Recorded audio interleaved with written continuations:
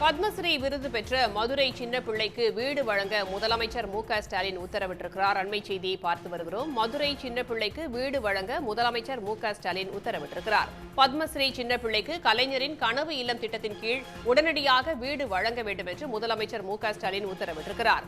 மதுரை சின்ன பிள்ளைக்கு வீடு வழங்க முதலமைச்சர் மு.க.ஸ்டாலின் உத்தரவிட்டிருக்கிறார்.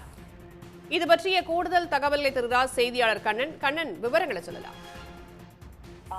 பத்மஸ்ரீ திருமதி சின்னப்பிள்ளை அவர்களுக்கு கலைஞரின் கனவு இல்லம் திட்டத்தின் கீழ் உடனடியாக வீடு வழங்க முதல்வர் மு.க.ஸ்டாலின் உத்தரவிட்டுள்ளார்.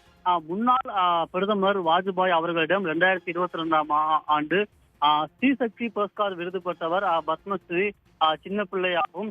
இவர் சமீபத்தில் அளித்த ஒரு பேட்டியில் பிரதமரின் வீடு வழங்கும் திட்டத்தில் தனக்கு வீடு வழங்கப்படும் என்று சொல்லப்பட்டதாகவும், ஆனால் இதுவரை வீடு வழங்கப்படவில்லை என்று வேதனையுடன் தெரிவித்திருந்தார். இந்த செய்தியினை கேள்விப்பட்ட தமிழ்நாடு முதலமைச்சர் மு.க.ஸ்டாலின் அவர்களுக்கு உடனடியாக வீடு வழங்க மாவட்ட ஆட்சித்தலைவருக்கு அறிவுறுத்தினார்.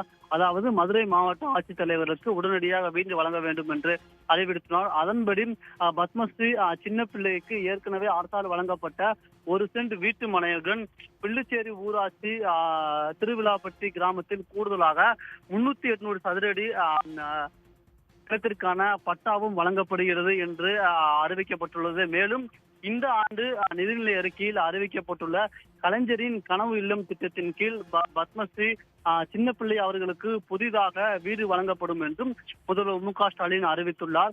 மேலும் இந்த வீடு கட்டுமான பணியானது இந்த மாதமே தொடங்கப்படும் என்றும் முதல்வர் மு.க.ஸ்டாலின் தனது அறிக்கையில் தெரிவித்துள்ளார். உடனுக்குடன் செய்திகளை தெரிந்து கொள்ள சன் நியூஸ் பெல் ஐகானை கிளிக் பண்ணுங்க.